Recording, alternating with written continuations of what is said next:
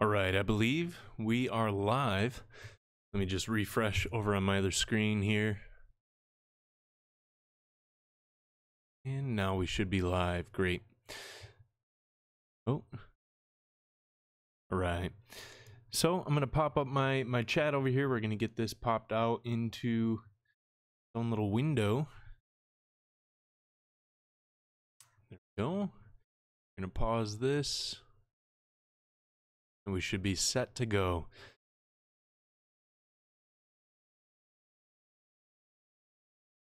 Great. So as people are jumping in here, go ahead and announce yourself. I'd love to start off with a little bit of roll call. Jan, what's up, buddy? Hey, first of all, thank you, Jan, for jumping on with the Patreon effort. I appreciate your monthly support, man. Garth, what's up, buddy? Jacob is here. I'm gonna make you a moderator right now. It will let me add moderator. Now you're the moderator. Perfect. Pete, Fernando, how are you guys? Buenos dias. Hello, hello. Alan, hey buddy, another Patreon of ours, or patron, I guess I should say. Sean, Merrick, I think that's how you say your name, Merrick. The Murphy crew is here, nice. And Emily's on here, hey baby, she's downstairs. She's yelling out hi to all the rest of you guys, so awesome. She's gonna leave now. Thanks for jumping in, baby. Do I have to be a Murphy to join in on the chat? Everyone's a Murphy in one way or another, I guess. Such a weird thing to say right off the get-go. Awesome, Merrick. Great having you here. We got a lively chat right off the get-go. So if you guys haven't noticed, or if you didn't see in the 2 Minute Tuesday this morning, I think I got everything, all the quirks and everything worked out on the live stream here. So far I still have a green live stream, which means that our live stream health is really good, and everything should be a lot better than normal. Our video quality, I have a really nice Logitech webcam now, and then I'm able to actually use our Yeti Pro over here and get some nice sound going on too. Hopefully it sounds like smooth molasses. That's what I'm going for. Anyways, John Roberts, hello buddy, good seeing you out there. Mateo, hey everyone. Hannah O'Brien, hey Hannah, good seeing you out there. Rec Film, hello. Nick for ASMR. I don't know what ASMR is. What's that mean? Looking good, nice. Looking and sounding great. Awesome. Hey, we're moving on up. We're taking this thing to whole new levels. So hopefully the setup will continue to change. I actually have some ideas for some of the background back here. I want to start changing some things up so that way it's a little bit more pleasing to the eye behind me. Specifically on this side, I want to, well, first of all, clean up my office space. The floor is just littered with all sorts of projects that I've been working on, but then also start working on this wall back here and getting some artwork back up there. And I do like this gallery hanger thing that I got going on here, but at the same time, we don't utilize it as much as I would like. So I might put up some different gallery shelves and different things like that, but that's a little bit down the line. Just some thoughts that are on the top of my head. I'm gonna get my pages. I have a whole, I had some time this morning to be able to actually jump in and get some, or actually this afternoon, and get some things prepped for the live stream today. So we're gonna jump in here in a second. Once again, I'm not going to cut this front part off anymore, because if I do cut it off in the YouTube program, then it takes away the streaming capabilities of being able to play back the comments and stuff in the future. So I'm just going to leave the first part on. If you're watching this, if you want to just jump to the content, if you jump about 5 minutes in to the actual video, you'll probably start seeing some of the content there. New pic on your wall? Not yet. I might switch this one out. I think Emily it said that she kind of has an issue with this one up above, but uh, just different things that are going to be going all around. I just got a new picture frame. So a while back on the channel, actually it was some of the first videos that I made were things to look for in thrift stores, and one of the things that I never mentioned was uh, frames, picture frames and gallery frames. And sometimes you could find really crappy artwork framed in really nice frames. And I actually found it's a picture of a golf course. I don't even know if it's a local golf course or whatever, but the frame was amazing, so I snagged it up for $10. I'm going to be switching the picture inside the frame out for something of mine, or maybe something of someone else's. I have a entire drawer full of different people's prints and artwork and everything like that, so I'd like to start getting some galleries going on behind me, and maybe start rotating some works in and out of the wall behind me, and just start featuring some of you guys and some of your artworks. Here, very nice all around. ASMR is when people do things like scratch their beard and whisper into the mic. It was a weird phrase last year. Interesting. ASMR. I'm trying to think of what that actually stands for. Do I scratch my beard a lot? Anyways. No Filter. Hey, buddy. Good seeing you out there. Dylan O'Connor. Hey. Good seeing you. Michael says, the quality is pretty dope, Nick. Great job. Thanks so much. He said, crap, I forgot all the coffee for everyone. I've had enough coffee today, actually, for everyone, I'm pretty sure. I was doing some studying all day today and went over to the Starbucks that's right around the corner. Normally, I'm not one for going over to the Starbucks, but I had them do two, what's their large size? Venti blonde roast pour overs, and I started getting the jitters a little bit earlier. Emily made us some Alfredo just before jumping onto the live stream, so I just ate, so hopefully it kind of calms me down and puts me into a more of a good rhythm versus the crazy like ACD or whatever. I can't think of what it is right now. My mind's probably going to be all over the place on today's. I'm pretty wired, so we'll just see how this goes. Hey Nick, it's nighttime here in Italy. Writing to wish you the best of luck for your stream, but going to bed. See ya. Buona notte? Buona notte? Buona notte? I don't know how to say that, but thank you so much. Thanks for jumping in and just saying hey before you're hitting the hay. Jacob says you should get Emily to hang her charcoal drawings. Her charcoal drawings would take up the entire back wall. It'd be great to have those. I don't know that our wall would contain them, though. He says, having some prints that people send you as a YouTube gallery. Yes. IKEA frames, great bang for their buck. Yes, I do a lot of, actually, here, this one. Most of the frames that I have down here actually on the bookshelf back here are IKEA frames. Then we have a bunch of IKEA frames downtown or downstairs.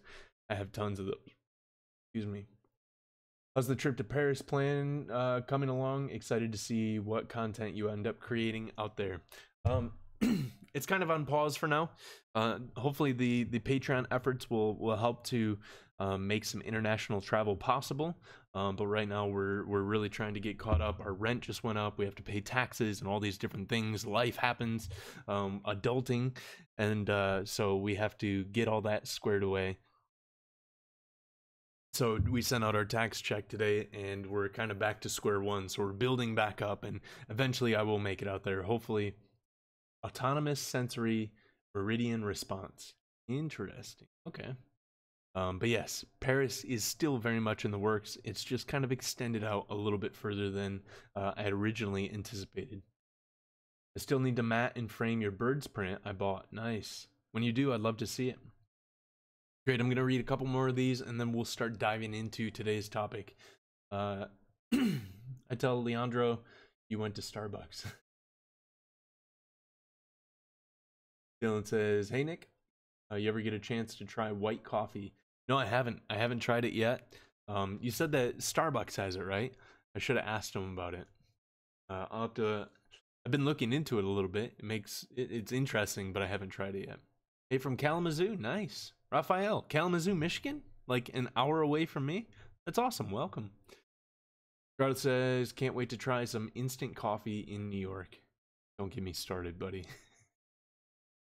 Then Jacob says, no, Garth, I'm bringing you a bag of Devokian. I don't know how to say that, but Nick can verify how great it is. Yes, it's amazing.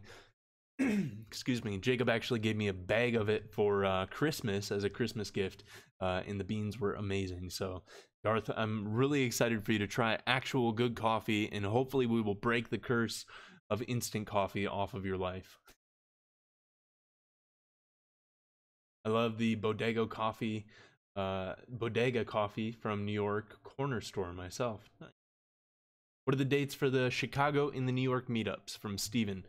So I actually have a video going up tonight. It's going to launch probably maybe an hour after we get off the live stream that will kind of talk about the details. But the dates are April, so this month, 28th for Chicago, and then May 12th. Both of those are Saturdays. May 12th is for New York. We're going to be meeting up at 10:30 in the morning on both occasions, and then shooting until probably about 8:30, 9 o'clock. In New York, I'll actually have the flexibility of probably going a bit later, being that I'm staying out there. Chicago, I have to make a trip back home, but those are the dates. So also you could go over to the Nick Exposed Facebook page and look on the events tab, and you'll see both of the events in there. Or, like I said, in about an hour after, about 6, so I'd say probably about 7:30, 8 o'clock tonight, the video will go up live, announcing officially the meetup. So hopefully that answers your question. Raphael says yes. That's amazing.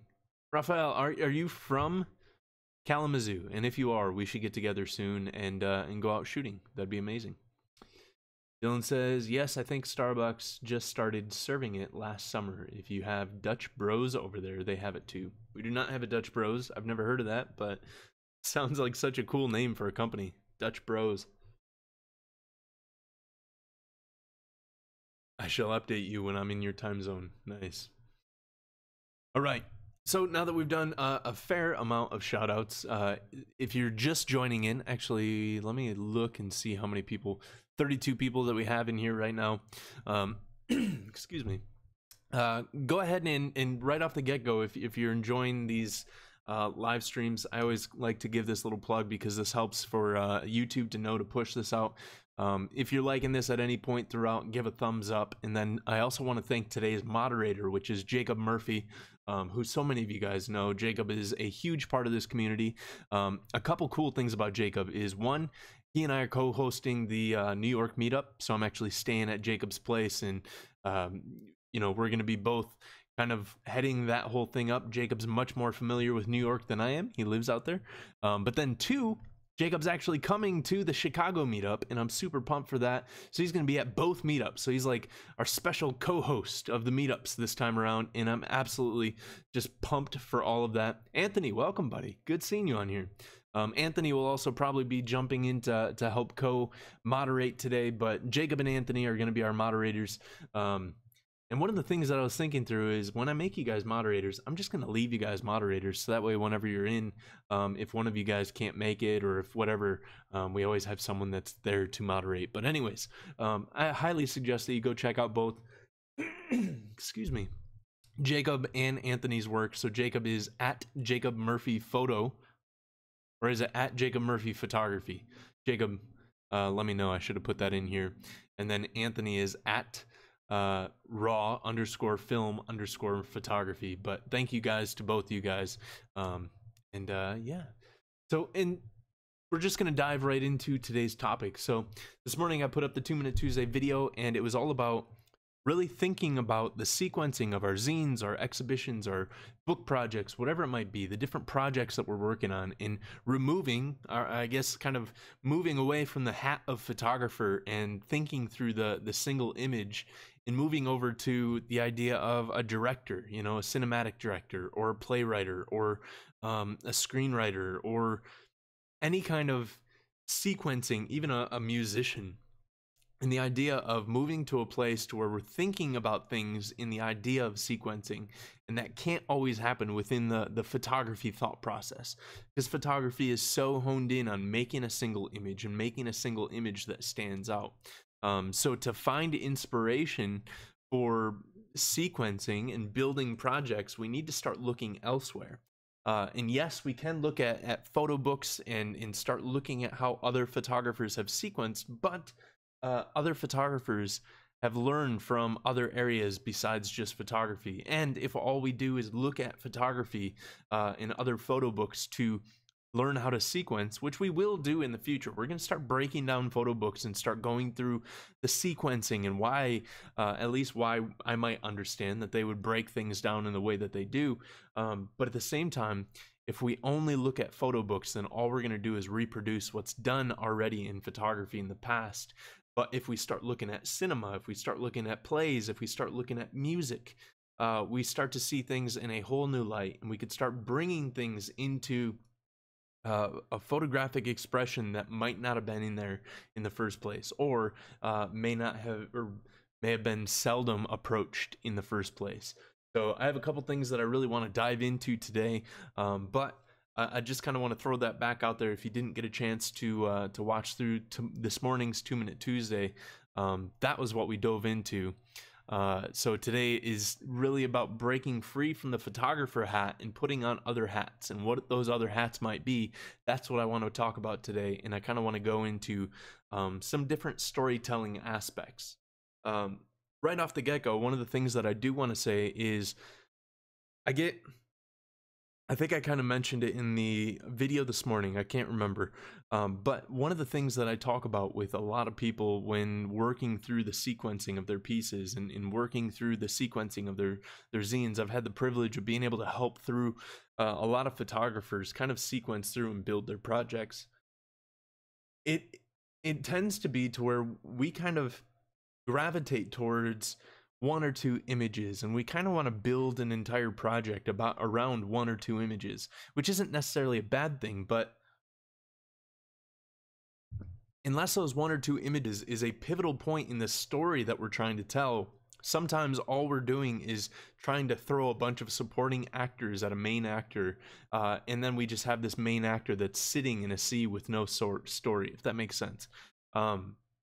So I would say, we've talked about it in the past, and I think we talked about it in last week's live stream or somewhere in the recent past, but the Americans, I continuously go back to this because so many photographers really link the Americans as one of the greatest sequenced books within photographic history. And I've seen a lot of different interviews to where guys have gone to exhibitions to where works that were outside of the Book of the Americans, but were created in the same time period as the Americans by Robert Frank, created for the project but never made it into the project. These works were shown in many ways. There's a lot of greater works than what actually made it into the book. There's a lot of very, very powerful, strong, and engaging images that never made it into the book, even though they may have been the strongest element if they would have been in the book. But the fact that it didn't serve the storyline that Robert was trying to tell, he cut them out. And I think that that's one of the things that elevates the Americans to such a high level, is not only is the work at a high standard, but the curation of the work is at a high standard. The culling in the editing of the work is at a very, very high standard, to where every single piece is built to serve the storyline versus to serve the piece, if that makes sense. So I really want to dive into that, and I have some thoughts about that that I'll share here in a second. But I'm gonna see what you guys are saying over here in the chat, and we'll just kind of jump into today's topic. Let's see here. He says, buy Jacob's zine. Yes, I agree. You guys definitely need to buy Jacob's zine. It's amazing. Actually, it's somewhere down here at arm's reach, but I lose the zines in the zine pile. It's somewhere down there, though. Let's see here.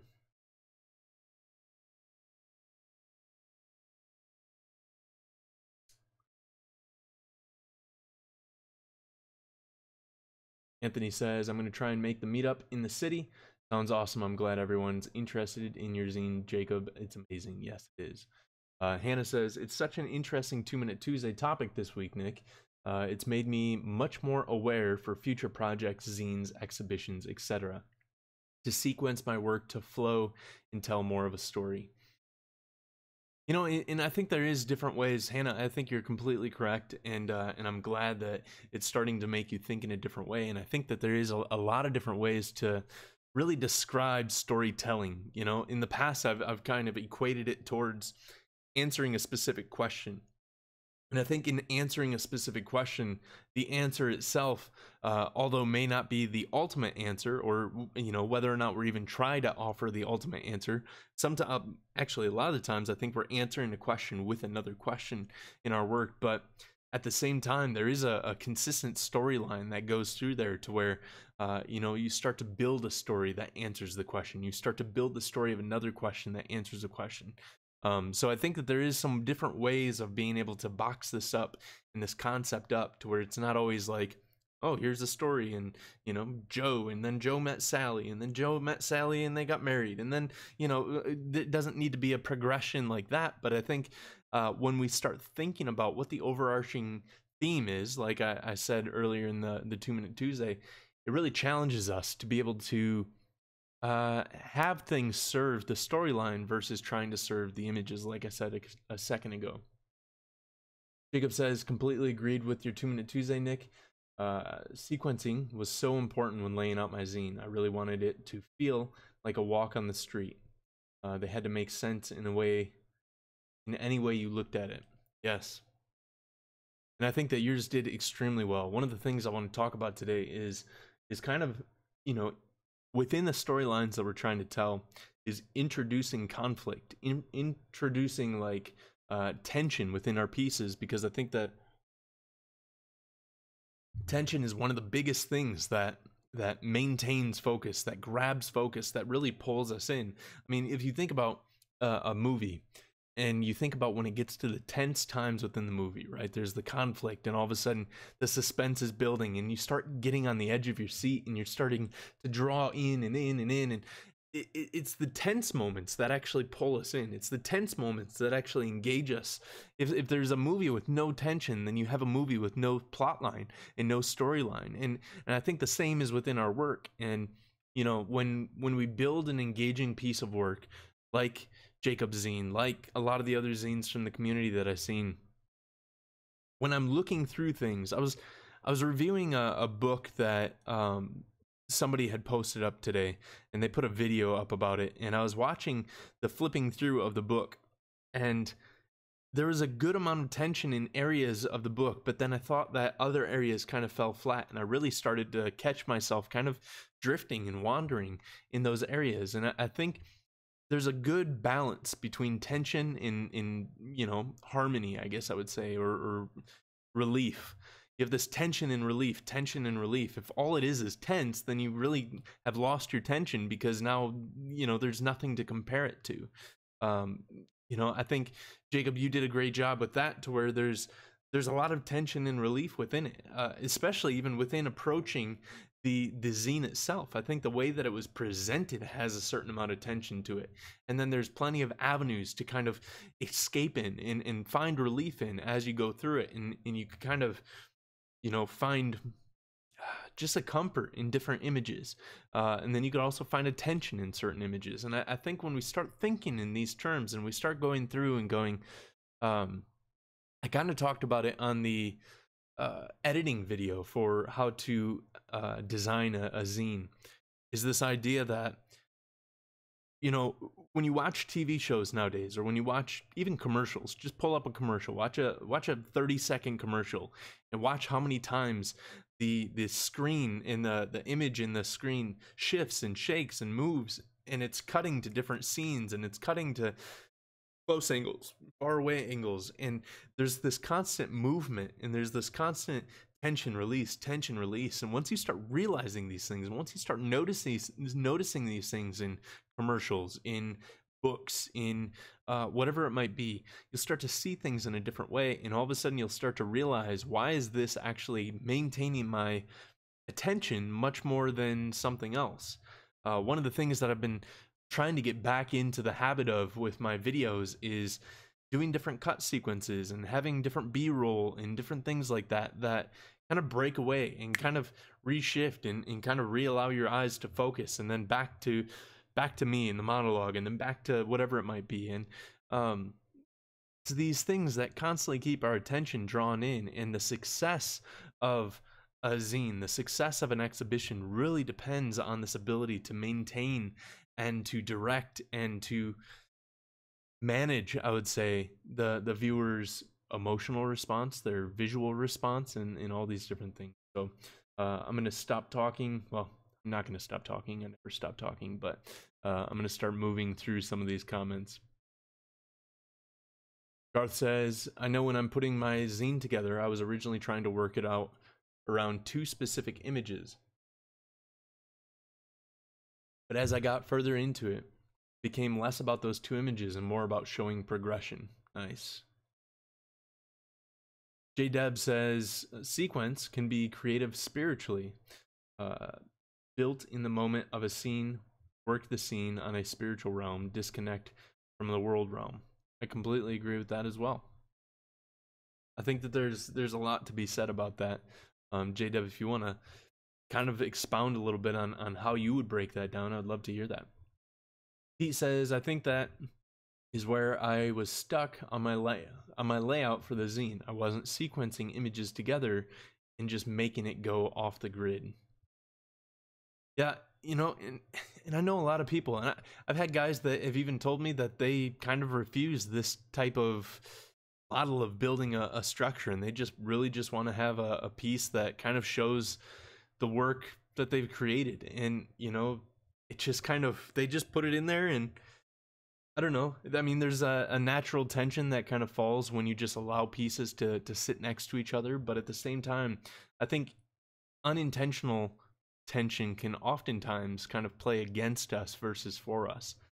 Sometimes we can have the serendipity and the, you know, the coincidence that it does work for us. But most of the time I find that when I go to an exhibition, when I go to a zine or even photo books, I bought photo books off of Blurb that looked like they were going to be a good photo book, but once they arrived and I started looking through them, they kind of fell flat. And I think that that's kind of what happens when we just rely on the work and the merit of the work itself to tell the story. I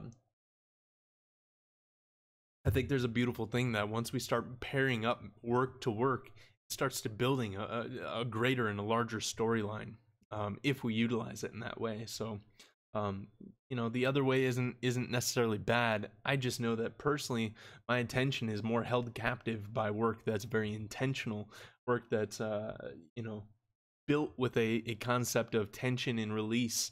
And actually, I'm going to write this down, this tension and release, because I really do like this idea. I don't know that I had put that in those terms before.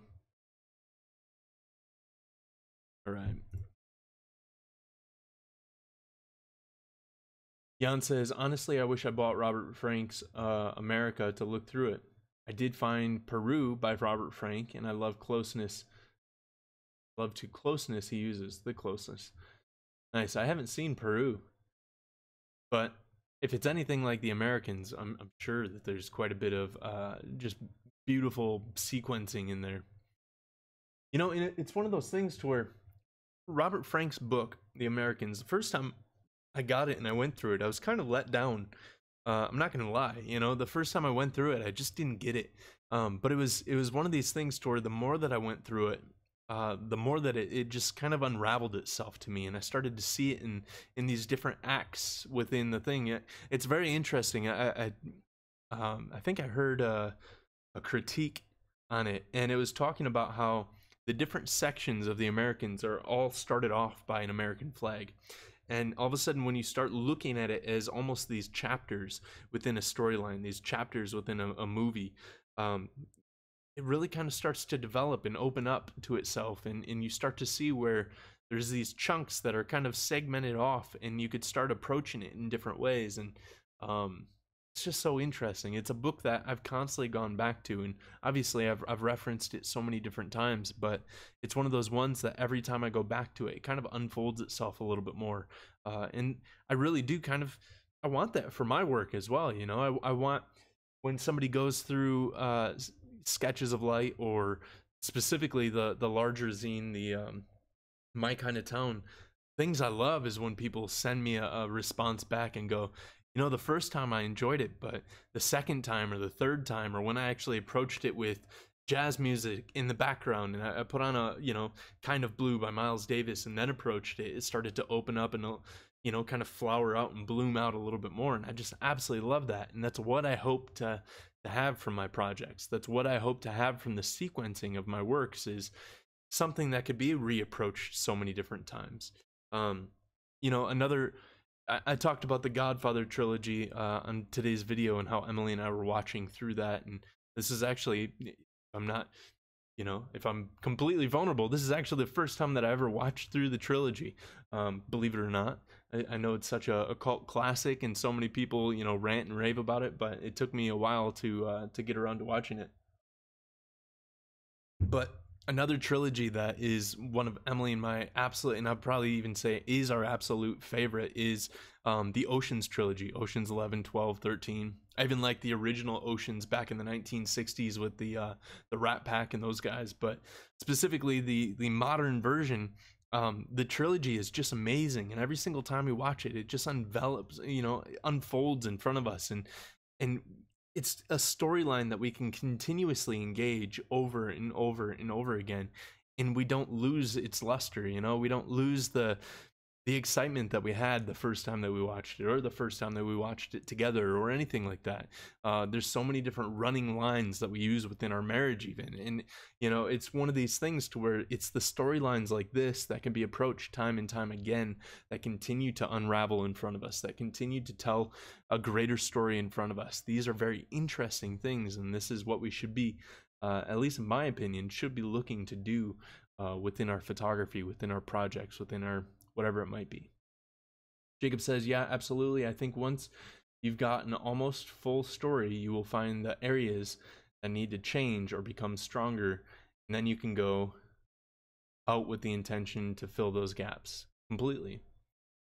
That's one of the things to where, you know, we did the 2 Minute Tuesday a while back, to where we talked about editing too early, and I think that there's a sense to where we have to kind of spill the storyline out and then start approaching the storyline from seeing where we're at, and it will reveal, like Jacob's saying, it will reveal the areas that we need to go out and fill gaps in on, and bridge areas, and in all these different, you know, filler areas that, and sometimes the images that are required for that type of thing isn't necessarily the strongest image, but it's an image that's required.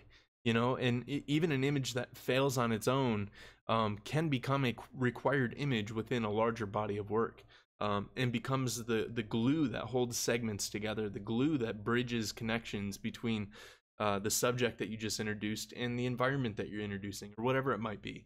So I think it's a very interesting thing to look, like to put something down on paper, or put something down in general form, and then reapproach it afterwards.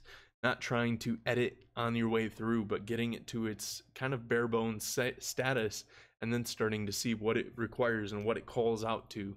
You know, there's this call and response, and we see where the call is, and then we respond with filling in the different areas that we need to. Michael says, I will have to ask you more about this, Jacob, if it's okay. A fantastic topic that I wish to become more aware of. Thank you for your insight, Jacob. J. Deb says, I pray prior to going out and shoot. Oftentimes I will hang on a scripture that is relevant in the atmosphere that I may be in. The key is to filter out the noise and stay within the word. Nice, I like that. It's a great way of approaching it. Now I'll jump down to your second comment that says, using my camera as a tool to connect what I've learned through the word and making it reality. It separates from the world system completely. You know, and J-Dub, the thing that I would say to that, and I think it's in complete agreement with what you're saying, is, it's one of these things to where what we're filled up with will overflow from us, and it's going like, if you're my terms, if we're walking around hosting the kingdom and hosting the, our faith, then it flows out of us naturally, and it's something that, I don't know, for anybody out there that can relate to this, I think of Matthew 5:33 of seek first the kingdom, and everything else from that place is flowing from that place. And I think it's an intentionality of posture where we're at that kind of overflows into something. And I think we could get to a place where it's not even, you don't even have to go out kind of intentionally seeking it. I think it's a kind of an overflow that kind of happens. So I completely agree, and I completely understand what you're saying. John says, I like sequencing unrelated photos and seeing how they interact purely visually, separate from subject matter. And I think that so here's, Sean, I love that you bring this up, because I think that one of our trains of thought and our thought processes goes towards content of an image and that building up a storyline. And it's probably even my fault for even kind of using a lot of this language. But then at the same time, I think that there's structure to an image that can build up a storyline. If I look at the content of can't even think of the zine, My Kind of Town, a lot of it was content driven. There's also structure driven pairings, but a lot of it was content driven, to where there's a storyline going throughout. But then you have the Sketches of Light, that's very structure driven, very every once in a while there's content linked. Actually, there's quite a bit of content linked throughout, but there's a lot of cases to where it's much more structurally based, where I'm building a larger composition based off of two images. And I think that with the Sketches of Light, the story that I'm telling is really composition in light, and I think knowing and understanding what the story is, we'll know and understand how our work needs to be approached and how our work needs to be paired up, to where Sketches of Light isn't so much content based as it is structure based or formalist, a formalist approach, whereas the others are a little bit of a combination of both. Or the Americans is really just kind of a content basis. I mean, there's obviously structure there, but it's not like one composition is playing necessarily off the next. It is in some instances, but at the same time, he isolates, in the Americans, Robert isolates each of the images to where that's your only focus. You're only looking at one frame of the movie, so to speak, at a time, to whereas what you're saying, Sean, of putting two frames up next to each other and allowing it to build to a third frame, whether that be content based or formal, or a more formal and stylistic based. I think that it's important to start breaking things down in multiple different ways and understanding that there's really no right or wrong way to do it, just as long as we know what the storyline is. Patrick says, do you go out taking photos with a certain narrative in mind, or do you make the narrative after getting the photos? Patrick, I do personally, me speaking for me, I do a little bit of both. So I do go out into certain areas knowing that that area is going to turn into a larger project. So Chicago, I've done one project out. I mean, I've done multiple projects out there. One zine is finished from there. The second zine is in the works from there. And there will be a third and a fourth. So I'm going out there knowing that what I'm shooting out there will become a larger body of work. At the same time, I'm not trying to direct myself in any kind of way. I might have some images in mind. Excuse me. Some images in mind that that I need to fill in gaps, but at the same time, majority of the time that I'm approaching the city, whether it be Chicago, whether it be New York, I'm going out there to really respond to the city, and then seeing later on how I responded, and kind of responding to my response, so to speak. And then there's other times to where, like this winter, I started a project where I started documenting the interiors of historical here in Grand Rapids is much different than historical anywhere around, but historical churches within our area, and documenting the little minute details of the churches, the pews, the engravings and the stained glass windows and all that kind of stuff, to where I set out with a specific intention in mind, and I'm building towards that project. So I do a little bit of both, and I think both are a very valuable way of approaching the work. So Clay says, I guess it depends on the targeted audience. I know from my experience that sequencing is an important component in building a cohesive body of work.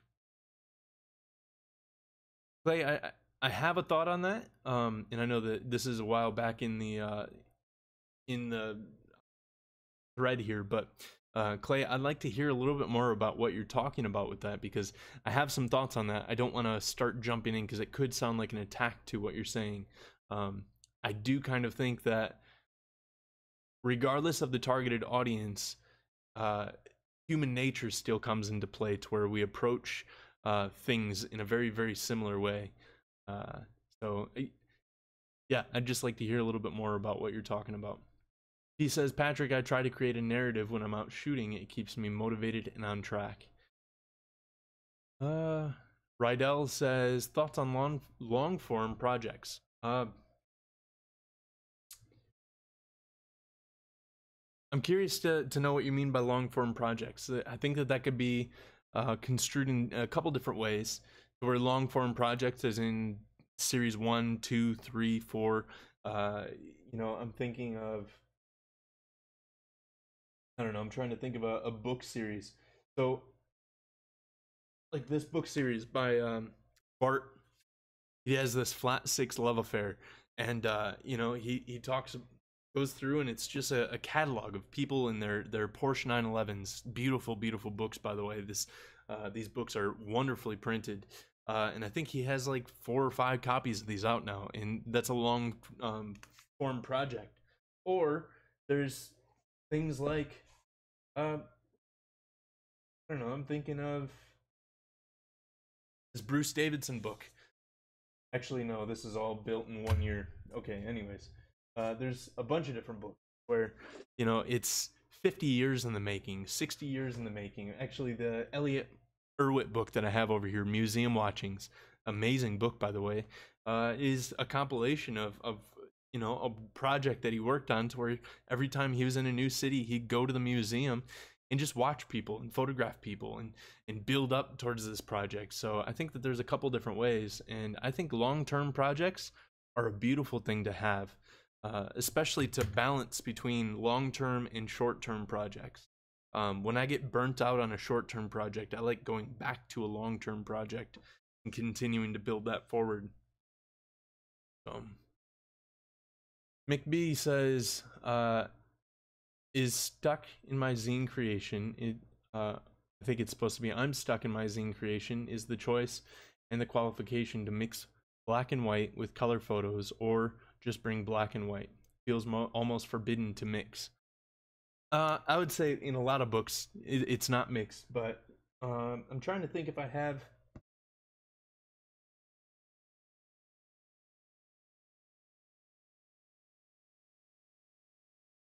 Trying to picture what books I have that.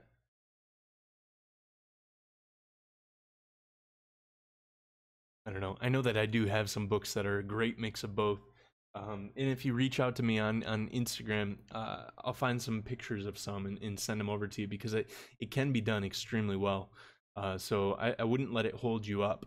At the same time, personally, sometimes I do have the cross between, depending on how much work I have of color.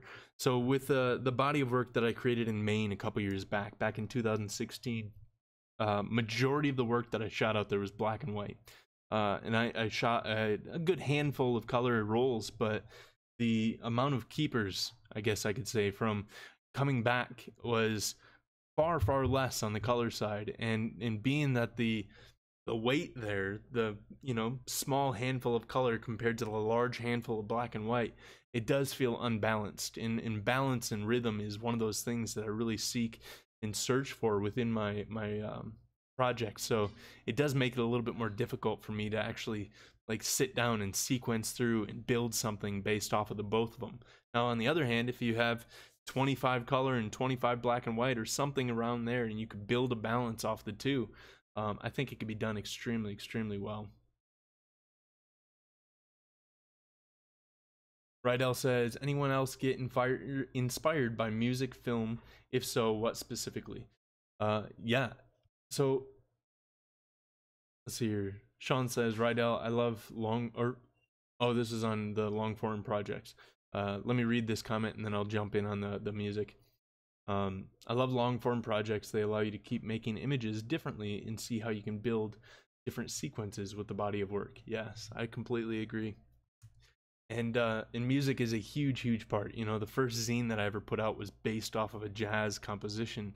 And I think very much, I oftentimes go back to music with my sequencing. So the book that I'm working on right now is from 2016 as well, but it's from a bunch of black and white street work that I created here in Grand Rapids, and it's based off of a mixtape idea and the kind of blues rock of, essentially I'm listening to the big come up from the Black Keys, and I'm constantly going through that album. This is their initial mixtape that they're putting out to people and really trying to hit the market and really kind of, you know, gain some traction way back in the day. And I constantly continue to listen through that and go back to that and think through that and watch and see how they built things and how they, you know, working off of different ideas of going, what are they trying to present to the world? You know, what are the different ways that they're trying to present themselves? Are they trying to hit a multiple audience so that way they can kind of gain traction in different areas? Or is it, anyways, I'm going through and I'm thinking about it in this way, and there's an A side and a B side to the zine. So a lot of my zines and a lot of my projects are very, very much built on musical composition. Jacob says, completely agree with you, Nick, about the flags. You're honestly the one who pointed that out about my own work. The flag is like a subliminal thing 50% of the time. Yes. It's such a, you know, when you think about, again, going back to movies, think about these scene setting you know, pieces that really set the atmosphere and set the scene for the rest of the story, for the rest of the play, for the rest of the song to take place. Beautiful thing is when you look at classical music, I've been going in, you know, listening to a lot of breakdowns and a lot of commentary on different classical musicians, specifically piano, like Debussy and Chopin and Beethoven and all these guys that are building these amazing, amazing compositions with the piano. In seeing how they would set a stage even, and then how they would build up, and there'd be tension, tension and then release and then resolution, and there'd be a beginning, a middle, and an ending, and oftentimes 3 different acts would be presented within one of these compositions, to where there'd be a first act and then a second act and then a third act that brings in a resolution, and the second act might have a bit of conflict in it. And in seeing these things, but then when you listen to the music, there's also these scene setting tones that are happening, to where, you know, Debussy would do it beautifully, to where he'd lay down a chord structure, for lack of better terminology. Again, this is a non-musician trying to explain musical terms, but he'd lay down this progression that would really set the tone and set the scene for the rest of it to be built on. And it's oftentimes the scenes that we set that the tension kind of replies back to, right? The tension kind of is in conflict with the scene or with the characters that we introduce. So I think that that's one of the big things about flags and American flags, and even, you know, I'm sure it happens over in other countries too, to where the country flag gets introduced and operates in that way. So Tyler says hello from West Virginia. Hey buddy, good seeing you out there. Rydell says, Sean, I agree with your statement. I feel like making images that have the same concept can make for a great story. Staying on subject is kind of difficult for me at times. Sean says, staying on subject is fairly subjective. I think you can think literally and lyrically and have great shots that only tangential links, that have only tangential links. Good word choice. I don't even know how to say it. To subject, but connect at a deeper level. Completely agree. Completely. Plus, these shots make for great cutaways and transitions. I would agree with that as well. And I think that sometimes introducing a shot that almost feels a little bit out of place, but sets the tone for the next act to happen, is extremely important as well. So, move over to my second cup of water.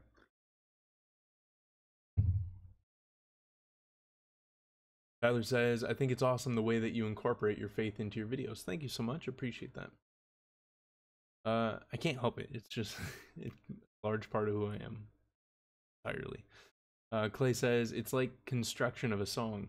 Sometimes riffs and bridges, the less significant images, help to link the verses in the chorus through or together to produce a hit. Sorry, I butchered that comment, but I do agree completely.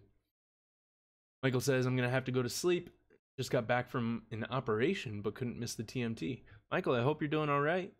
I hope that you have a great recovery, or a quick recovery, I should say. A great recovery.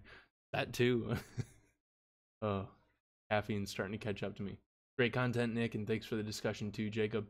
I'll catch up tomorrow. Peace and love all. See you, buddy. JDeb says, oftentimes the appearance of an image in relationship to contrast, grain, shadow, highlights can secure storybook flow.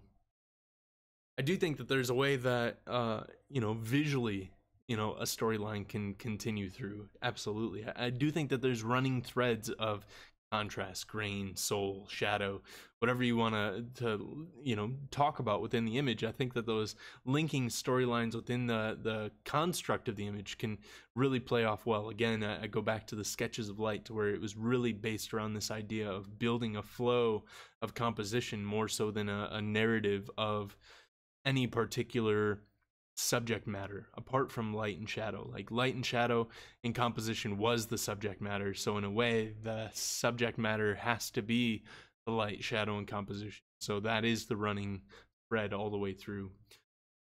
Let's see here. Garth says, I'm off, Nick, I'm off, everyone. Nick, have a good one.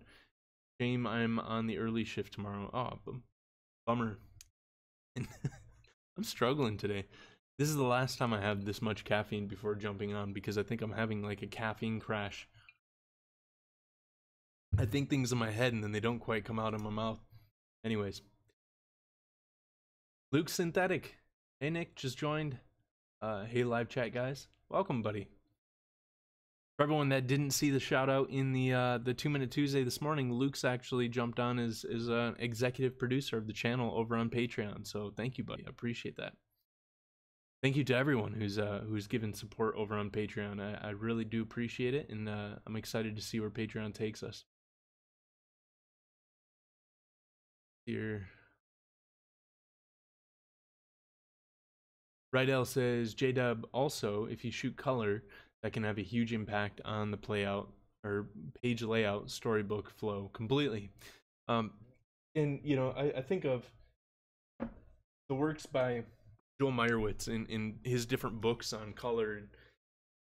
The connecting theme through a lot of his books is the different color palettes, there is subject matter, but at the same time, it's the colors that build up that subject matter. And it's really, color is a main subject on it. I think of guys like William Eggleston, who color was a main character within his work, and all the storyline would fit around and serve the main character of color.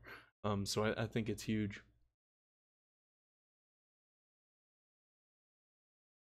Dylan says, yes, the Porsche books, love those photos. They're amazing. They're seriously incredible. J-Deb says, this live stream has very keen and valuable information. Excellent, Nick. Thank you so much. I look forward to really going into so much more of composition moving forward. I do want to break down some books that I have, but then I also want to kind of break down some other different means of creative expression, and seeing how people have sequenced things, not just within photography. And I think that it's really going to help take out a lot of the hurdles for you know, zine making, and even just building a project to submit to a gallery exhibition or even a publication or whatever it might be. And I think when we start to learn how to think about pairing our artworks up in certain ways, it really kind of removes a lot of the hurdles, because once you get the aspect of designing it down and you understand, okay, so I just build this box and I place the image in that box, and then I can, that's how InDesign works. Perfect. Now you have that figured out. Now you're left at the point of going, okay, so what do I put in that box and why am I putting it in that box? And I think that that's why this is so important for us to really dive into, and so important for us to continue to break down and continue to challenge our concepts of what's possible with things. One of the things that I'm thinking about is in looking at different poetic structures and how line 1 might mix with line 5, or line 2 might mix with line 9, or whatever it might be. And I'm just now starting to really dive back into this. I know that I took literature class, and we talked about poems, and we talked about all the different poem structures back in the day, but I've forgotten all that stuff. I was never really good in school. But now that I have a reason to apply it, and I have a reason to really dive into it and have a use for it, I do look forward to looking back on that and learning from that, and then starting to think about how can I build a narrative, but then build a narrative to where there's a sub-narrative within the narrative that only makes sense if you know what the sub-narrative is. But at the same time, for those who know what the sub-narrative is, it's just kind of that special extra Easter egg bonus kind of thing, to where maybe page 33 is actually composed to complement page 43 or whatever it might be. But you only know that if you're looking through in a certain sequence and you know what the rhythm is to look through, or even presenting it and then presenting the rhythm at the end, and then allowing people to go back through and reapproach it, whatever it might be. I'm just thinking about these things in this way and just going, okay, what are the different ways that I could challenge how I start building projects, how I can challenge not just how I make my work, but how I present my work to the audience, to the viewership. So yeah. Rydell says, still listening to Frank Ocean's 2016 album Blonde. Such great production and storytelling. Nice. I'm not too familiar with Frank Ocean. I'm not too familiar with many modern artists, musicians. I don't keep up on music too much, but that's awesome. Luke says, J-Dub, yes, it has always. That's what's amazing about them. Talking about the live streams. Thanks, buddy. That's why that's why we support him on Patreon. Buy his prints. Yes, thank you.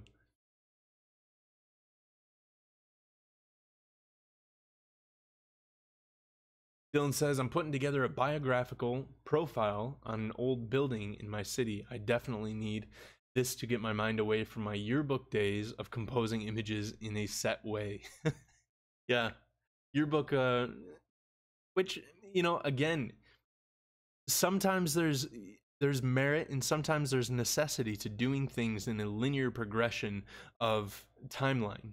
There's nothing wrong with a lot of works. You have a retrospective, and really the storyline that's being presented is the timeline of the creative's life. And there's different ways of presenting. I love that. We were just talking about him a second ago, Joel Meyerowitz. His most recent retrospective that he did started off with his newest work and then went back to his oldest work, versus starting off with the oldest work coming up to the newest work. Just these little shifts and these little challenges. But there's nothing wrong with building a progression of timeline if it's supposed to tell that story. So you said the old buildings, or it sounds like one old building in your city. Maybe it is a progression in that way. Maybe it is telling a story timeline that way. So interesting. Ooh, my neck just started cramping up. Pete says, I'm doing a cafe series project and I'm listening to a lot of indie acoustic music, keeping me on track with the photos. Nice. That's cool. Yeah, that makes a lot of sense with a cafe series. One of the things that I was thinking about, actually, it was back in 2016 when I came back from Maine. I was sitting down with the other photographer that had gone out to the artist residency that Emily and I went out to. It was a unique experience to where this is the first time in the history of the artist residency that all of the artists at a main residency were all from Grand Rapids, Michigan. It was very unique. So there was six of us, five of us out there. Yeah, five of us out there. All five of us were from Grand Rapids, Michigan. So I've been able to sit down with Ethan, who is one of the other artists out there, and we were talking about, you know, ways of presenting our work. And he came from an academic background of, you know, going through art college, and he knows ways of presenting artwork. But one of the things that I was saying was, I'm very interested in kind of challenging even a gallery exhibition in a way where, you know, a lot of the things that I think through is going, I want to start taking over gallery spaces when I do an exhibition and shifting the atmosphere in there. You know, imagine, I don't know, going to Tuscany, taking these images. It's blazing hot, you know, there's just this beating down sunlight, and then shifting the atmosphere, coming back to Michigan and presenting in a gallery, or going out to New York and presenting in a gallery, but the condition of the gallery is, you know, dry and hot, and having these different, or going to New York or Chicago and capturing the city both with the camera but then also with, you know, a mic, and capturing the audio of the city and then presenting the audio of the city as part of the background track of the gallery exhibition. And just thinking about these different ways, you know.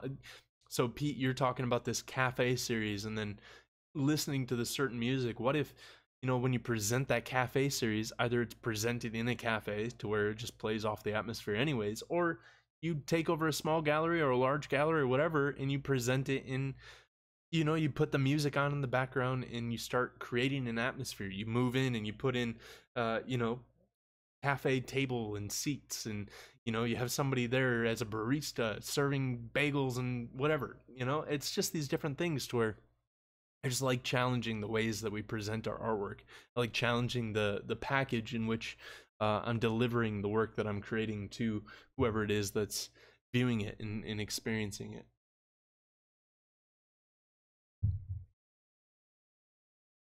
Jacob says, I think when it comes to a visual reference for storytelling, Tarantino is some of the best. He's gruesome sometimes, but the scene he sets, the characters he introduces, and the music he uses is perfection. That could be. I find Tarantino's videos or his movies very, very difficult to watch, just because of how gruesome they can be. I'm trying to think if there's any.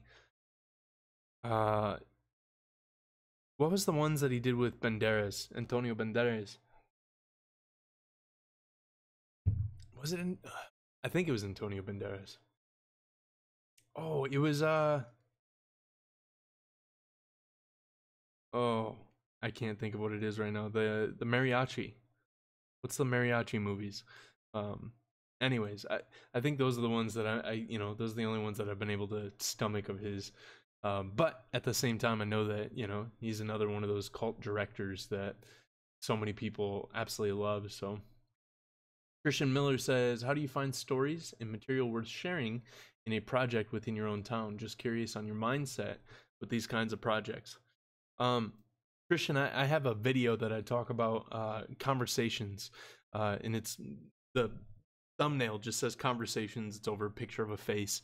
And I kind of go into my concept that I worked through on that, and talk about kind of how I approach my city, because there's days where I'll go out and Grand Rapids is not that large, and I've covered it for the last, I don't know, 8-9 years, almost on a weekly basis in a lot of cases.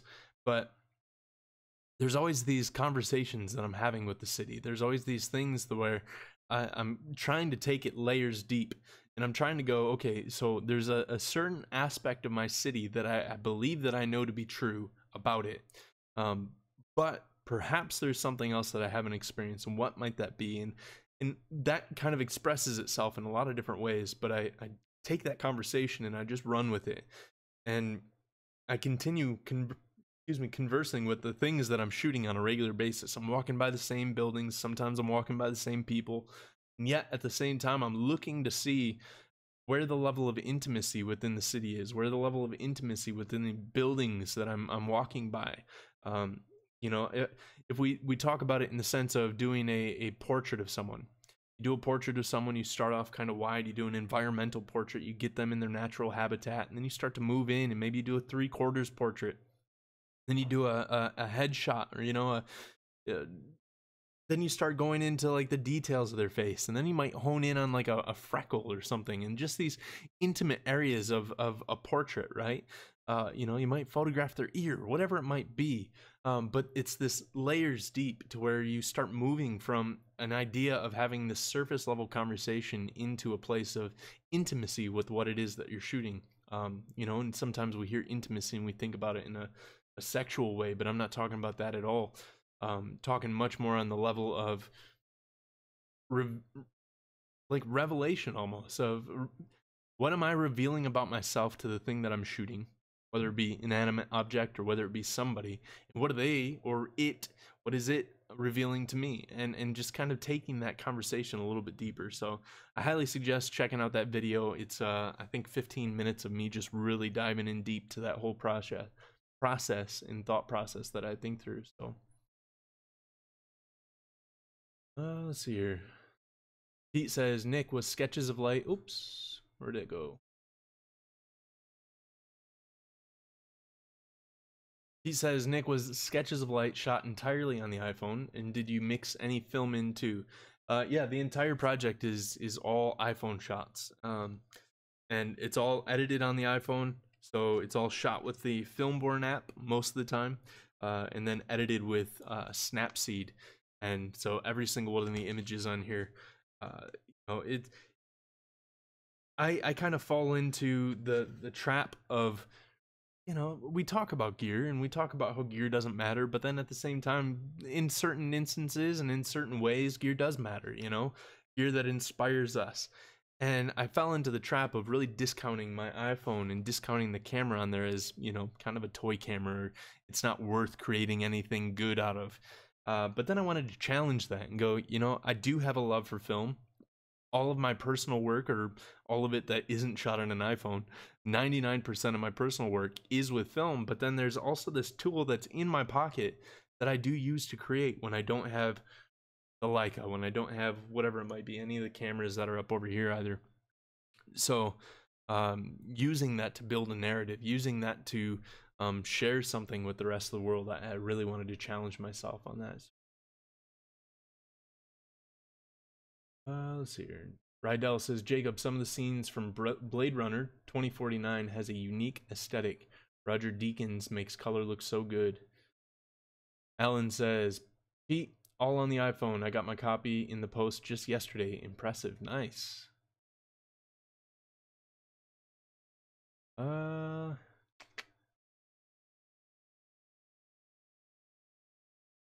Emmanuel says, hey, have you ever read the Vittorio Storaro books?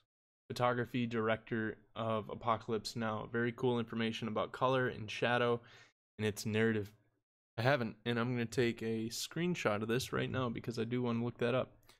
Thank you, Emmanuel. I haven't checked that out, but it sounds interesting, and I'd love to look it up.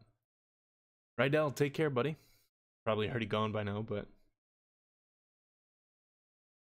Dylan says, all right, I gotta go, everyone. Loving the live stream. I'm glad I can make it to this one. See you, buddy. And I'm glad that you can make it to this one as well.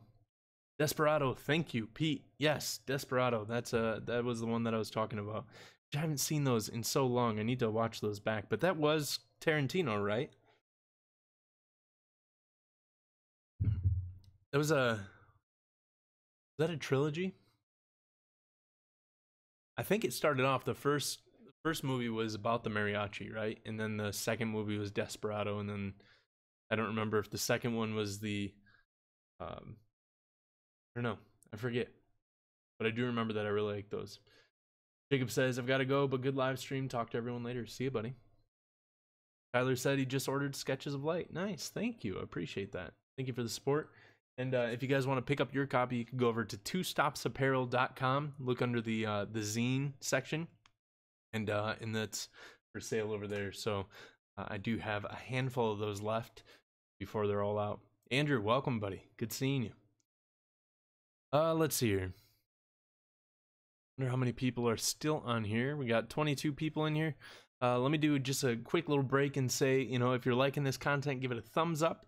It will show YouTube that this is worth being pushed into everyone else's stream, so that way they can check it out. Robert Rodriguez should have been Tarantino. Nice. Okay. For whatever reason, I thought it was Tarantino, but I think I must be thinking of something else that's kind of similar. I don't know. Emmanuel says, I have those books in PDF if you can't find them. Nice. Thank you for the offer.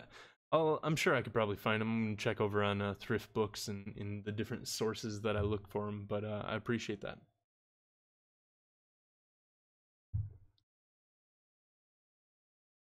Let's see here. How are you guys liking this conversation? I know that we're caught up on the chat. That's kind of surprised that I got caught up here, because normally I'm quite a bit behind, but how are you guys liking this conversation? Do you feel like we're heading in a good direction? Do you guys have any questions about some of the things that I've shared, or do you disagree?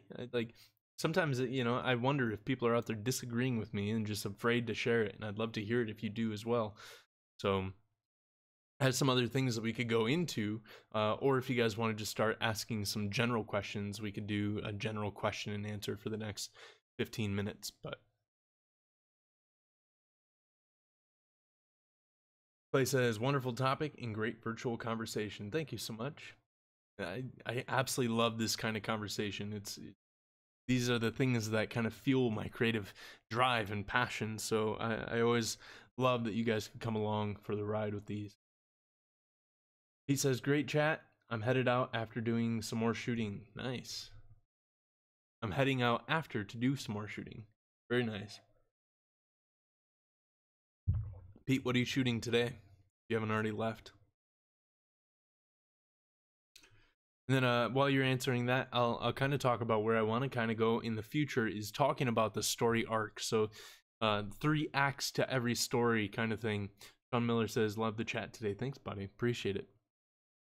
Act 1, the beginning, the middle, the end, or the exposition, the climax, and the resolution. And I really want to dive into that, not necessarily here, but in future videos, to where we start breaking down to what some people call the hero's story or the hero's journey, and then other people call the story arc, and just really looking into the natural progression. Maybe I don't know necessarily how we'll do it. I have some different thoughts in my mind, but at the same time, I do know that I want to kind of look at the progression of a storyline, the progression of a narrative, how stories have been told since the dawn of time, or however you want to say it. But and then another thing that I want to talk about is just this idea of balance, rhythm, tension, and harmony in compositions and in sequencing. And then another thing that we were talking about earlier today is tension and release.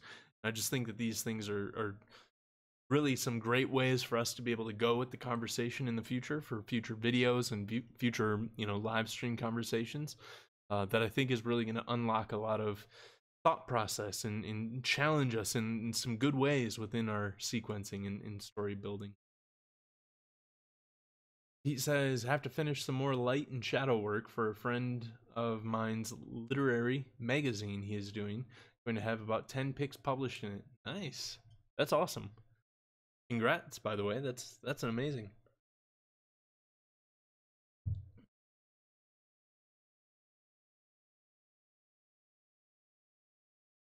I'm gonna kind of give my talker some rest here for a second while I wait for some more comments to come in.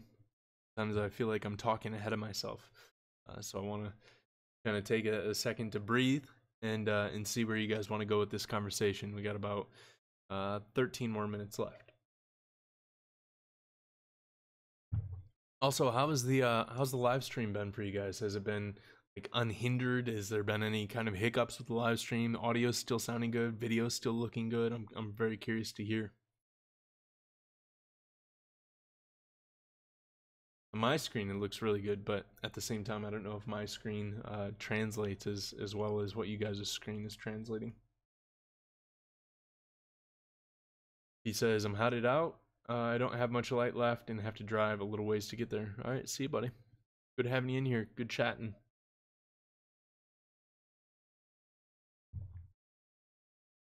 Cody says, I'm a photography student, and these videos make me really want to create a zine. I'll have to figure out a good topic. Nice. Cody, if you make one, I'd love to see it. Let me know when it's available. I'd love to check it out and purchase a copy of it. Luke says, no problems and really high quality. Nice. I haven't seen any problems. Awesome. He says, live stream looks awesome. Audio quality sounds great. Video quality is awesome. No issues. Amazing.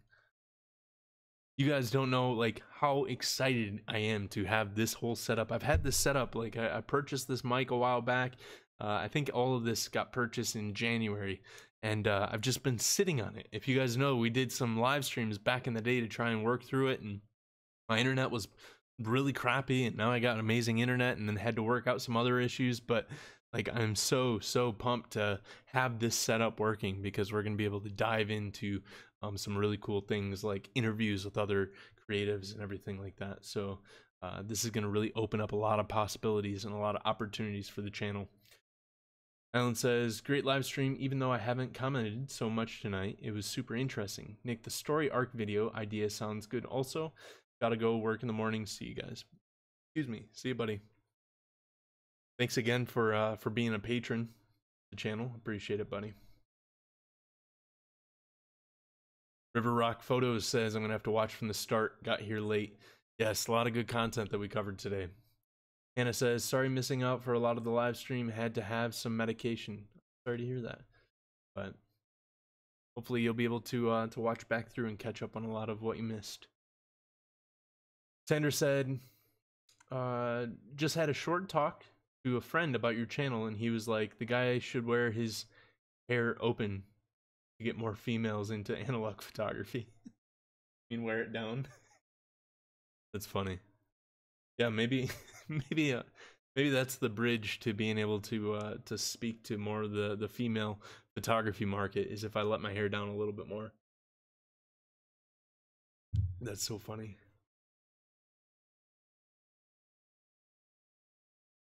Anna says, we'll certainly be watching it back, as it's such a great topic. Nice. While I still have, let me see here, how many people do we have on here? 21 people. If you guys haven't done so yet, like, I don't, you know, this is a new thing for the channel, so, you know, I want to cover it multiple times, so that way everyone's aware of, you know, ways of being able to partner with the channel, because this is really going to open up a lot more capabilities and a lot more opportunities and resources for the channel to be able to grow, and for us to be able to reach out to other artists and get some other artists on the channel and everything like that, and to be able to travel and do international meetups, national meetups, all these different things. But if you guys haven't checked out the Patreon page, go check out patreon.com/NickExposed. We have there might be 10 patrons on there now, but we had 9 just the last time I checked today, and we're well on our way to our first goal of $100 monthly, and then there's a couple more goals that we'd love to hit. So if you guys, it starts off at like $3 a month of just being able to support the content, being able to make sure that, you know, I could pay for all the different services that I need to pay for in order to be able to continue to do these things, to continue to pay for the super high speed internet that I have now, and my Creative Cloud, so I can continue editing the videos, all these different things. There's a lot of time and cost and effort that goes into making the channel and making it all happen. So this is just another way of you guys being able to partner with me in helping to make it to where we can now advance things ahead and not just stay at the status quo that we've established so far. So anyways, that's patreon.com/NickExposed. Let's see here. Well, Andrew says, missed out on the live stream too. 5 a.m. here. Desperately need coffee. Nice. Get your coffee and then watch the replay of the live stream. Emmanuel says, well, it's a little late here in Spain. See you in the next TMT. See you, buddy. Good seeing you on here. Thanks for you know, the recommendation of the book. I'm definitely going to be checking that out as soon as we get off this live stream. So I think I'm done covering what I wanted to cover for today. So I'm going to give maybe like 3 to 5 more minutes for you guys to ask any questions that you might have. We could do just kind of an open AMA, ask me anything kind of thing here, and just kind of go into a general conversation now.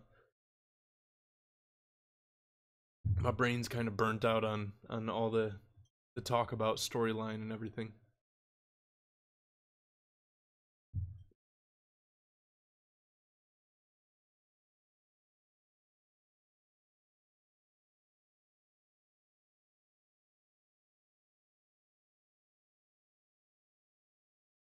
Sometimes it feels so weird to just be sitting on comments, like waiting for comments.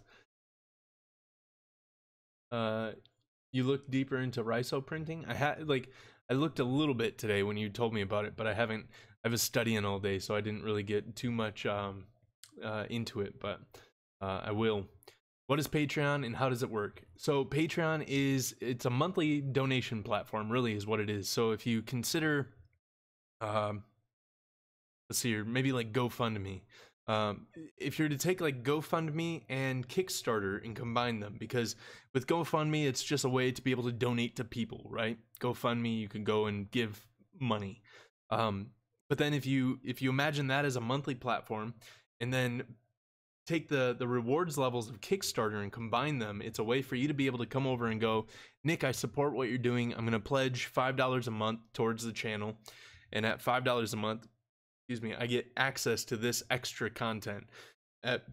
So a couple of different levels is $5 a month. There's you get part of a deeper part of the conversation within how to make, or what I'm going to be choosing as far as like the content of the video, and I'm going to share like my ideas list of the videos, and you can weigh in on what it is that you would like to see first and foremost, because I only have a certain amount of time, so I have to make video after video. And then at $10 a month, it's like a print club. So I send out prints quarterly. There'll be print packages that will have fine art prints, 8x10s, 5x7s, 4x6s, maybe even 11x17s, 13x19s. It's always going to be a surprise as to what prints you're going to get, what size prints you're going to get. They might be darkroom prints, they might be inkjet prints.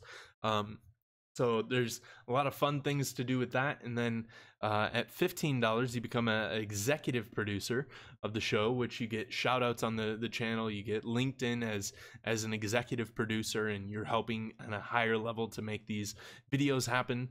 Then at $25, you get all the previous. So you're an executive producer, you're part of the print club, you're part of the producer level.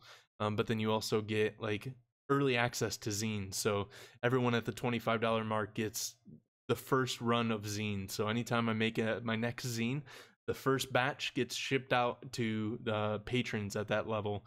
And then there's also a high level for like one-on-one coaching calls, to where you get a monthly hour Skype or FaceTime, whatever it might be, coaching call, to where we can do portfolio reviews. We can help you to gain access to different things. It's essentially my way of being able to share my resources that I have with individuals to help them exceed at high levels within their artwork. So I've been able to do this with a couple people in the past, helping them complete projects, helping them sequence through things, whatever it might be.